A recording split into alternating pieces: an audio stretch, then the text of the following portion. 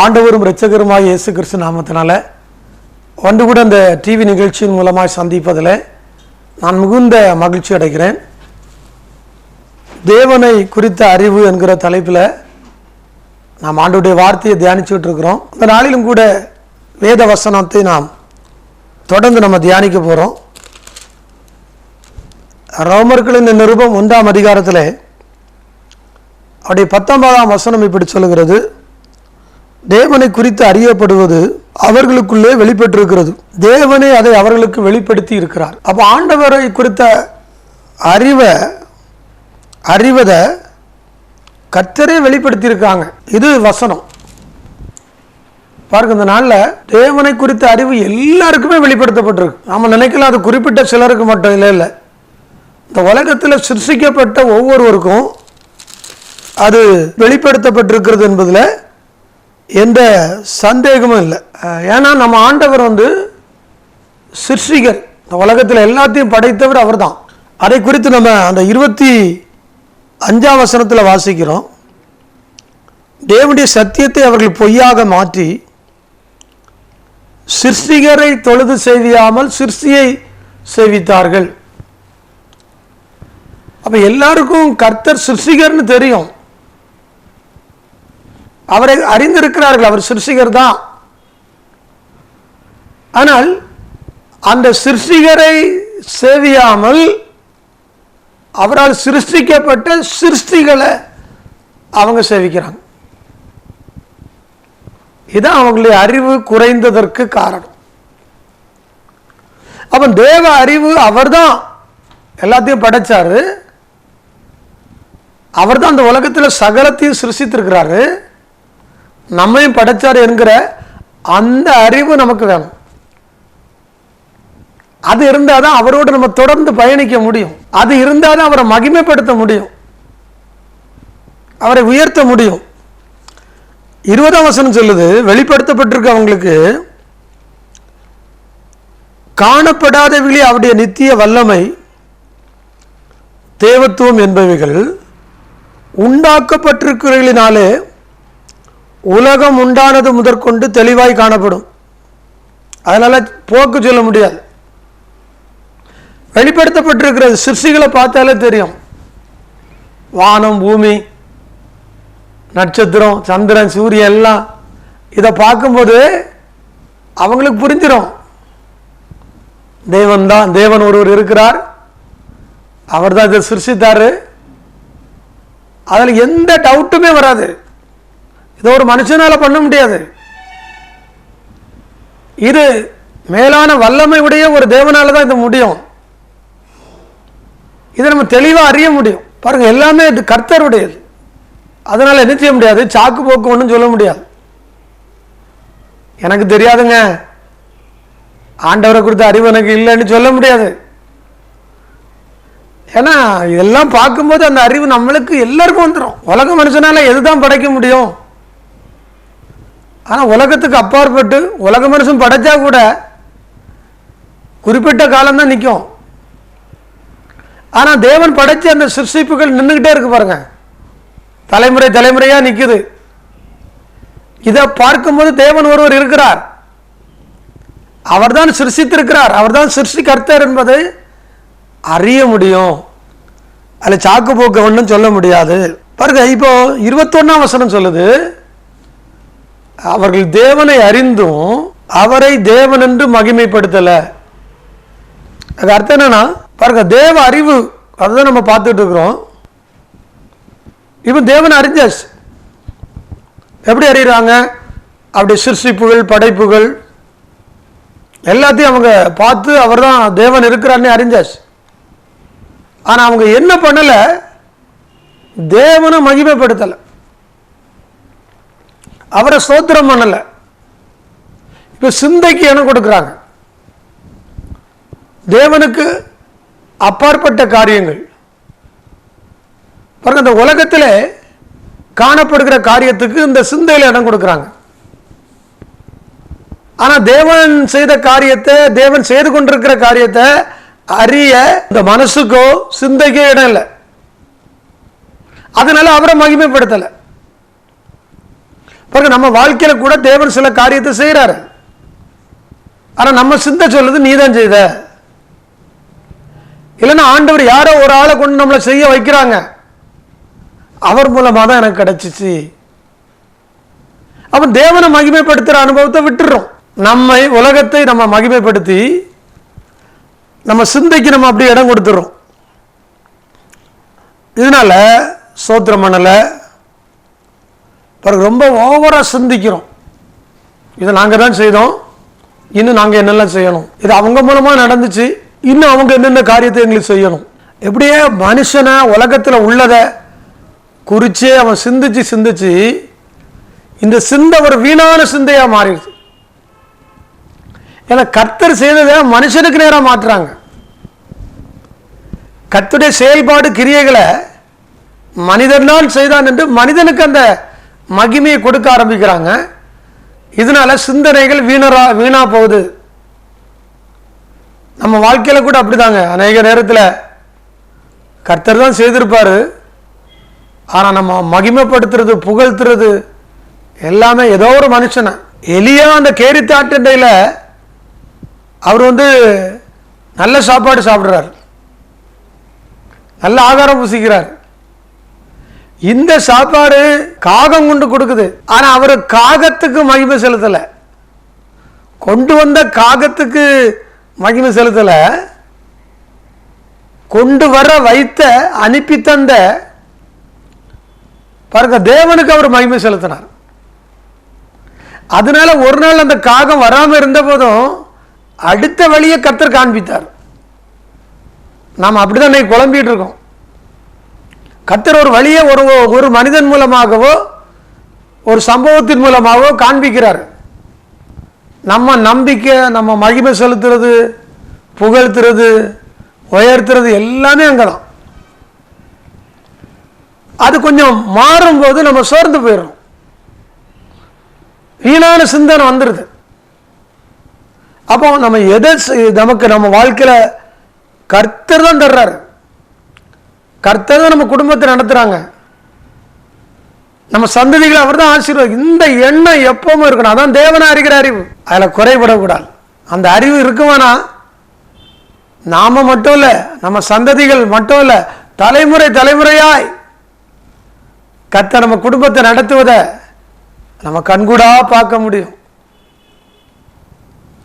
இந்த வசனம் அதுதான் சொல்லுது. தேவனை அறிந்தாங்க, தேவன் தான் செய்யறாரு, தேவன் தான் நடத்துறான்னு தெரியும்.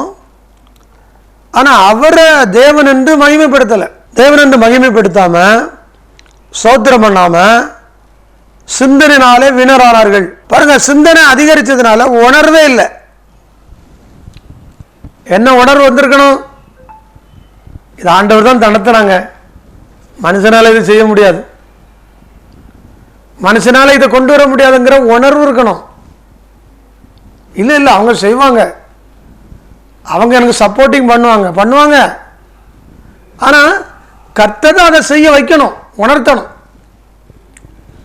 ராஜாக்குடைய கண்களில் பெரிய பாருங்க ஒரு இடத்துல நமக்கு தயவுடைக்கப்படணும். அவர் தயவுடைக்க பண்ணினாதான் நம்ம ஜெயம் எடுக்க முடியும். எஸ்ஆர் ராஜாத்தி ராஜாவை பார்க்க போறாங்க, போகும்போது அவர் செங்கோலை மட்டும் நீட்டலன்னு வச்சுடுங்க, அவங்கள கொலை செய்துருவாங்க. ஆனா ஆண்டவர் ராஜாவுடைய கண்களிலே எஸ்தருக்கு தயவுடைக்க பண்ணார். அதனால அவர் உடனே கோலை எடுத்து நீட்டுறாரு. பாருங்க, அந்த இடத்துல அவர்கள் தப்பு வைக்கப்பட்டார்கள். தேவன் அறிகிற அறிவை நம்ம விட்டுறக்கூடாது, ஒவ்வொன்றையும் யோசித்து உணரணும். அவர் மட்டும் எனக்கு அந்த நேரத்தில் அந்த ஞானத்தை தரலன்னா நான் செய்திருக்க முடியாது.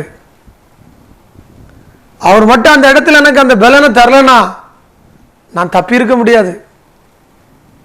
இந்த அறிவு நமக்குள்ள நாளுக்கு நாள் வளரணும். அந்த உணர்வு வரலனா அங்கே சொல்லப்பட்டிருக்கிறது, உணர்வில்லாத அவருடைய இருதயம் இருள் அடைஞ்சு போச்சு, அங்க வெளிச்சம் இருக்காது. அந்த இருதயத்துக்குள்ள இருள் வந்துச்சுன்னா ஒன்னையும் பார்க்க முடியாது. அந்த இருட்டில் ஒன்றுமே தெரியாது. நம்ம எவ்வளவுதான் முயற்சி பண்ணினாலும் அது இருட்டாகவே இருக்கும்.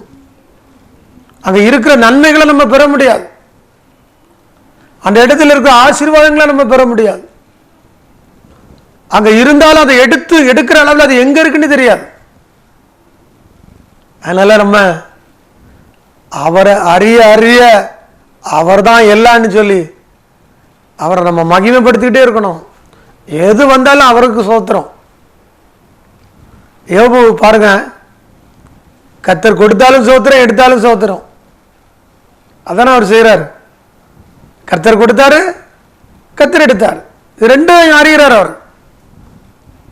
ஆனால் கர்த்தர் சாத்தாங்கையில் ஒப்பு கொடுத்தனால தான் அது எடுக்கப்பட்டது. அது ஒரு விதத்தில் சரிதான். கர்த்தர் கொடுத்ததை யாராலும் எடுக்க முடியாது. அது எடுக்கப்படுதுன்னா அது கர்த்தர் அனுமதிச்சிருக்கிறார். இதை அவர் அங்கே சொல்றார். இது போல ஒவ்வொரு காரியத்திலையும் நம்ம தேவனை அறிஞ்சு நம்ம தேவனை மகிமைப்படுத்தி எல்லாமே அவருக்கு அந்த துதி கன மகிமையை செலுத்தி அவரை ஸ்தோத்திரம் பண்ணி அவரை உயர்த்தி காண்பிக்கும் போது அந்த அறிவில் நாளுக்கு நாள் நம்ம வளர்ந்துக்கிட்டே இருப்போம். பாருங்க, உலக மனுஷன் தன்னை ஞானி என்று சொல்லுகிறான், ஆனால் பைத்தியக்காரனாக அவன் மாறுகிறான். அந்த வசனத்தில் சொல்லப்பட்டிருக்கு, அழிவில்லாத தேவனுடைய மகிமை. அவன் தேவனை குறித்த அறிவு, அவர் அழிவே கிடையாது. அவர் நேற்றும் இன்றும் என்றும் மாறாதவர், அழிவில்லாத தேவன். அந்த மகிமையை அழிவுள்ள மனுஷர்கள், பறவைகள், மிருகங்கள், ஊரு பிராணிகள் ஆகிய இவைகளுக்கு ஒப்பாய் மாற்றினார்கள். அப்ப அழிவில்லாத தேவனை நம்ம அறியணும். அவர் அழிவே கிடையாது. அழிவுள்ள மனுஷனுக்கு அந்த மகிமையை கொடுக்குறாங்க. மனுஷன் அழிந்து போவான். எவ்வளவுதான் பெரிய ஆளா இருந்தாலும் ஒரு குறிப்பிட்ட காலத்தில் அவங்க இந்த உலகத்தை விட்டு கடந்து போவாங்க. அவங்க முழுமையா இருக்க முடியாது. இதை நாம அறியணும். அறியாம செய்யறாங்க. அதனால அங்க சொல்லப்பட்டிருக்கிறது, படிச்சிருக்கிறாங்க, ஞானி என்று சொல்றாங்க, அவங்க பைத்தியக்காரங்களாக இருக்கிறாங்க. இதனால என்ன நடந்துச்சு? இப்படி செய்ததுனால தேவன் அவர்களை அசுத்தத்திற்கு ஒப்பு கொடுத்தார். தேவனை விட்டு தேவன் சிருஷ்டித்த காரியத்தில் நம்ம செயல்படும் போது ஆண்டவர் ஒப்பு கொடுத்துடுறார். எதுக்கு ஒப்பு கொடுக்கிறார்? அசுத்தமான காரியத்தில். அவன் தேவனை அறிகிற அறிவில் நம்ம எவ்வளவு தூரம் நிலைச்சிருக்கணும், எவ்வளவு தூரம் அறிந்திருக்கணும், எவ்வளவு தூரம் உணர்ந்திருக்கணும். இல்லாட்டா அசுத்தத்துக்கு நேராக போயிடும். அதை விட்டு நம்ம விலகும் போது நிறைய நண்பர்கள் அப்படிதான், சில அசுத்தங்களை விட்டு வெளியே வர முடியல.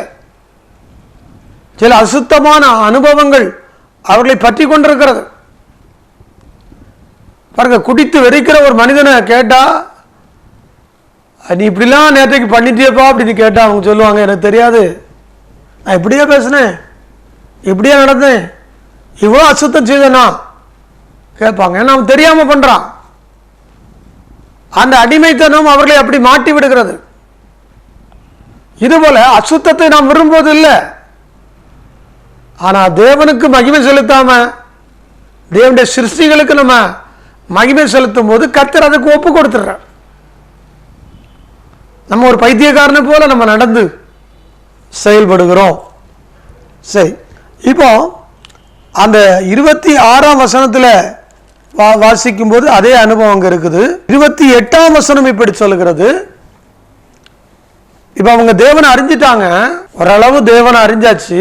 ஆனால் அந்த அறிவை பற்றி கொண்டிருக்க, அதை பிடித்து கொள்ள, அதை தொடர்ந்து தன்வசம் வைத்துக் கொள்ள, தொடர்ந்து அதை வளர்த்து கொள்ள நிறைய பேர் விரும்பல. ஏதோ ஆண்டவர் அறிஞ்சிட்டோம், நான் ஆண்டவருடைய பிள்ளை தான், ஏதோ வாழ்றோம், அப்படிதான் நம்ம போயிட்டு இருக்கிறோம். ஆனா இங்க சொல்லப்பட்டிருக்கிறது, அவர்கள் தேவனை அறியும் அறிவை பற்றி கொண்டிருக்க அவர்களுக்கு மனது இல்லாதிருந்தபடியா. அப்ப அறிஞ்சது போதும், இவ்வளவு போதும், இதை விட மேல தெரிய வேண்டாம். சொல்லுவாங்க சர்ச்சுக்கெல்லாம் எல்லா நாளும் போதுங்க, குறிப்பிட்ட நாள் போதும், ரொம்ப ஓவராக போக வேண்டாம். இல்லைங்க, ஆண்டவரிடத்தில் நாம் எவ்வளவு தூரம் கூடுதலாக ஜெபம் பண்ணுறோமோ, கூடுதலாக அவரோடு நம்ம இருக்கிறோமோ, அப்போ அந்த அறிவு வளர்ந்துக்கிட்டே இருக்கு. அந்த அறிவை பற்றி கொள்ள நான் இன்னும் அறியணும், இன்னும் ஆண்டவரை குறித்து தெளிவாக புரியணும், இன்னும் ஆண்டவரோட நான் பேசணும், நான் கர்த்தரோட நடக்கணும். ஏனோக்கு 365 அந்த வருஷங்களில் அவர் அவரோடு சஞ்சரித்தார் என்று சொல்லப்பட்டிருக்கு. தேவனோடு சஞ்சரித்தார். ஒரு புறத்தில் குடும்பம் இருந்துச்சு, பிள்ளைகள் இருந்தாங்க, ஆனாலும் தேவனோடு சஞ்சரிக்கிற ஒரு அனுபவம் அவருக்கு இருந்துச்சு இல்லையா? இது போல தேவனை அறிகிற அறிவை பற்றி கொள்ள வேண்டும். அப்பதான் அதில் வளர முடியும். இந்த வசனம் சொல்லுது, தேவனை அறிகும் அறிவை பற்றி கொண்டிருக்க அவர்களுக்கு மனதில்லாதிருந்தபடியால், அந்த மனசு அவங்களுக்கு இல்லை. இதனால தகாதவைகளை செய்யும்படி அவர்களை கேடான சிந்தைக்கு ஒப்பு கொடுத்தார். பாருங்க, அசுத்தத்துக்கு அவர் ஒப்பு கொடுக்கிறாரு. இவங்க ஓரளவு அவங்க அறிஞ்சாங்க, ஆனால் அதை பற்றி கொண்டிருக்கல. அது இன்னும் முன்னேறி போகணுமே தவிர பின்தங்க கூடாது. நாம் அப்படிதான் கொஞ்சம் ஜெபம் பண்ணுவோம், கொஞ்ச நாள் கழித்து அப்படியே பின்னேறிடுவோம். ஜெபம் கிடையாது, வேத தியானம் கிடையாது, பின்தங்கிடுவோம். ஆனால் அப்படி பின்தங்குனா என்ன நடக்குதான்? கேடான சிந்தை, தேவன் மூலமாய் உண்டாகிற நல்ல சிந்தை வராது. கெடுதலை உண்டு பண்ணுகிற கேடான சிந்தை நமக்கு வந்துடும். அப்படி கேடான சிந்தை வரும்போது கேடானது தான் நமக்கு நடக்கும், நல்லது நடக்காது. அப்ப தேவனை அறிகிற அறிவை நம்ம என்ன செய்யணும்? பற்றி கொள்ளணும். பாருங்க, அப்படி கேடான சிந்தை என்னெல்லாம்னு சொல்லி அங்க வரிசையா இருக்குது. அந்த 29ஆம் வசனத்திலிருந்து பார்த்தீங்கன்னா, வஞ்சகம், வன்மம், புறங்கூறுதல், அவதூறு பண்ணுறவங்க, இன்னும் அகந்த வீம்பு, பொல்லாப்பு, உணர்வில்லாத இருதயம், இதெல்லாம் அங்கே உண்டாகுது. இதுதான் பாருங்க கேடான சிந்தை. யோசிச்சு பாருங்க, தேவனை அறிஞ்சவங்க அதை பற்றி கொள்ளாததுனால இதெல்லாம் வருது. அறியாதவங்க அப்படி இருப்பாங்க, ஆனால் அறிஞ்சவங்க அதை உறுதியாய் பற்றி கொண்டு அதில் நடக்காததுனால, அந்த வழியில் நம்ம சரியாக நடக்காததுனால பாருங்க, உலகத்தில் உள்ள அவ்வளோ கேடானது நம்மகிட்ட வருது. கொஞ்சம் யோசிச்சு பார்ப்பீங்களா? ஆண்டவர் அறிஞ்சவன் தான், ஆனாலும் ஏன் நான் தப்பு தப்பாக பேசுகிறேன், தப்பு தப்பாக நான் வாழ்கிறேன்? நம்ம யோசித்து பார்த்தோன்னா நமக்கு புரியும், நாம் அதை பற்றி கொள்ளலை. ஒரு நாள் செய்கிறோம், அடுத்த நாள் விட்டுடுறோம். ஒரு நாள் தீர்மானம் எடுக்கிறோம், அந்த தீர்மானத்தை அடுத்த நாளே விட்டுடுறோம். இதுதான் நம்ம லைஃபு. அதை நம்ம உணர முடியும். அப்படிப்பட்ட ஏதாவது அனுபவம் இருக்குன்னா இந்த வேலையில் அதை மாற்றிடுங்க. ஏன்னா தேவனை அறிந்த நம்ம அதை பற்றி கொண்டு அவரோடு வாழும்போது தான் நல்ல சிந்தைகளை தருவார், நல்ல ஆசீர்வாதங்களை தருவார். அந்த 32ஆம் வசனம் இப்படி சொல்லுகிறது, இப்படிப்பட்டவளை செய்கிறவர்கள் மரணத்துக்கு பாத்திரவான்களாக தேவன் தீர்மானித்த நீதியான தீர்ப்பை அவர்கள் அறிந்திருந்தும், ஏன்னா அவங்க தேவனை அறிஞ்சவங்க, கொஞ்சம் தெரியும், காரியங்கள் தெரியும். அப்ப இப்படிலாம் நான் தப்பு பண்ணுனா கண்டிப்பா ஒரு நியாய தீர்ப்புல நான் நிற்க முடியாது, கண்டிப்பா நான் பரலோகம் போக முடியாது, அவங்களுக்கு தெரியும். ஆனா தெரிஞ்சும் தேவனை பற்றிக்குள்ள மனசு இல்லை. பெரிய ஒரு நியாய தீர்ப்பு வரும், அந்த நியாய தீர்ப்பு என்னால நிற்க முடியாது தெரியும். ஆனாலும் தேவனை பற்றி கொள்ளாமல் அவங்க இருக்கிறாங்க.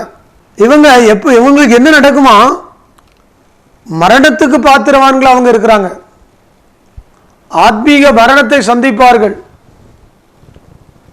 பரலோக பாக்கியத்தை இழந்து போவாங்க. அப்போ தேவனை அறிகிற அறிவில் சரியா இருந்தா நமக்கு நியாய தீர்ப்பு இல்லை, நம்ம பரலோக பாக்கியத்தை பெறுவோம். அப்போ ஆண்டவரை குறித்த அறிவில் நம்ம எவ்வளோ ஸ்ட்ராங்காக இருக்கணும், எவ்வளோ உறுதியாக நம்ம வாழணும், அதை நம்ம யோசித்துக் கொள்ளணும். மரணத்துக்கு பாத்திரவனா இருக்கிறாங்க. தேவன் தீர்மானித்திருக்கிற நீதியான தீர்ப்பு அவர்கள் அறிந்திருக்கிறார்கள்.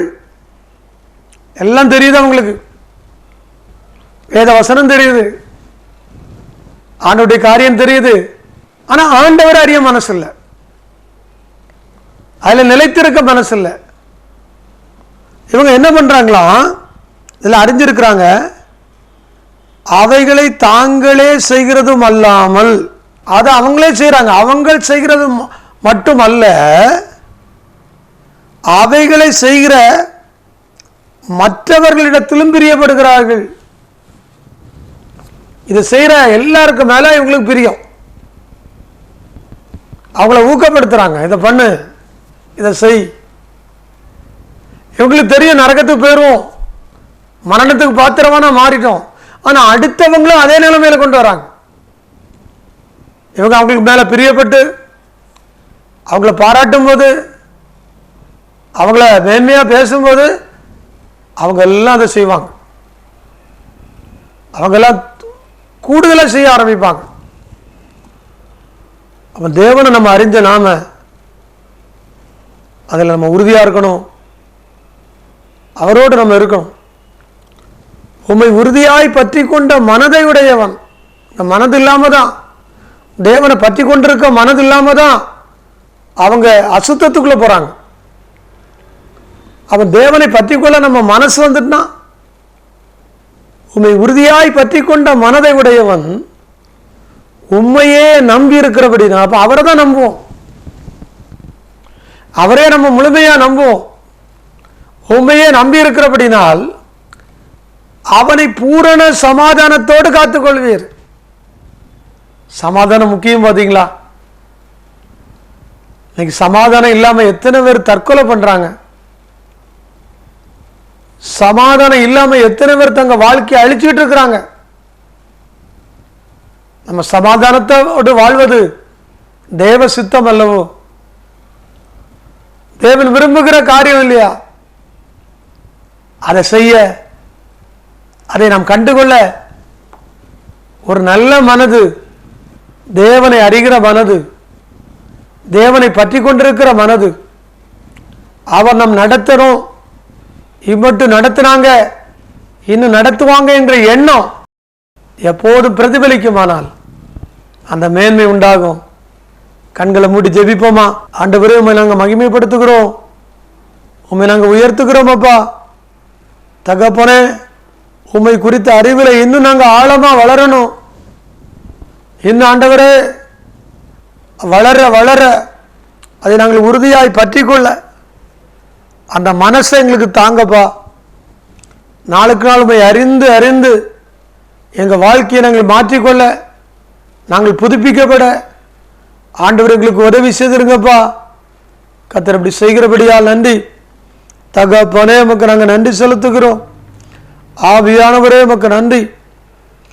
ஆமென் ராஜா. சில உள்ளங்களை ஆவியானவர் காண்பிக்கிறார். நீங்க அதிகமாக கர்த்தரை அறிந்தவர்கள், ஆனால் அந்த நாட்களிலே தேவ சமூகத்தை விட்டு சற்று விலகி நிற்கிறீங்க, ஆண்டுடைய காரியங்களை விட்டு விலகி நிற்கிறீங்க. பரிசுத்த ஆவியானவர் எச்சரிக்கிறார், இந்த நாள் வரைக்கும் நீ பெற்ற நல்ல அனுபவத்தை புதுப்பித்துக்கொள், புதுப்பித்துக்கொள். இன்னும் நீ சற்று விலகுவாயானால் உன்னை அசுத்தத்துக்குள்ளே, கேடான சிந்தைக்குள்ளே அகப்படுத்தும்படியாய் பிசாசு உனக்கு எதிராய் போராடி கொண்டிருக்கிறான். அதற்கு இடம் கொடுத்திராத, இடம் கொடுத்திராத. கர்த்தர் உன்னிலிருந்து பலத்த காரியத்தை செய்ய விரும்புகிறாரு. அவருக்கு விருப்பத்தை அறிஞ்சு நீ செயல்படு. ஆமென். ஆண்டவரே, ஒரு சகோதரி ஆண்டவர் காண்பிக்கிறார். உங்க வாழ்க்கையில கர்த்தரோடு இருந்தவங்க, ஆனா அவங்களுக்கு திருமணம் தேவன் அறியாத ஒரு மனிதனிடத்திலே நடந்தது. இப்போது ஆண்டவரை தேட முடியாத ஒரு நிலைமையில இந்த செய்தியை பார்த்துட்டு இருக்கிறீங்க. ஆண்டவரே, எனக்கு இந்த நிலைமை ஏன் வந்துச்சு? கண்ணீரோடு ஜெபிக்கிறீங்க. கர்த்தருடைய ஆவியானவர் சொல்றாரு, உங்க ஜெபத்தை அவர் கேட்கிறாரு, உங்க கண்ணீரை அவர் பார்க்கிறாரு. உன் குடும்பத்துக்குள்ள பெரிய மாற்றம் உண்டாகும். சீக்கிரத்தில் உன் குடும்பங்கள் ரட்சிக்கப்படும். ஆமென். நீ அந்த அனுபவத்தை புதுப்பித்துக்கொள். இன்னும் விசுவாசத்தோடு போராடு, இன்னும் விசுவாசத்தோடு செயல்படு. நிச்சயமாய் உன் குடும்பத்திலே பெரிய மாற்றத்தை நீ காணப்போகிறாய். நன்றி அப்பா, நன்றி. சில வியாதியஸ்தர்களை ஆண்டவர் காண்பிக்கிறார். அவர் மேல் அவருடைய வல்லமை இறங்குகிறது. வியாதிப்பட்ட இடங்களிலே கரங்களை வைத்துக் கொள்ளுங்க. பரிசுத்த ஆவியான உங்களை தொடுவதை நான் பார்க்கிறேன். சுகமளிக்கிற வல்லமை உங்கள் சரீரத்திலே இறங்குகிறது. விசுவாசம் உள்ள ஜெபம் பிடியாளியை ரட்சிக்கிறது. கர்த்தர் ஒரு ரட்சிப்பை கட்டளையிட்டு ஆமென் எழும்பத்தக்கதாய், நீ உயிர்ப்பிக்கப்படத்தக்கதாய் கர்த்தர் உங்களுக்கு உதவி செய்ய போகிறார். தேவனே, நீர் அப்படி செய்கிறபடியா நன்றி. சகல துதிகர மகிமை எல்லாம் மக்கள் செலுத்துகிறோம். மீட்பர் இயேசுவின் இந்த நாமத்தில் ஜெபங்களும் நல்ல பிதாவே. ஆமென். Praise the lord. God bless you.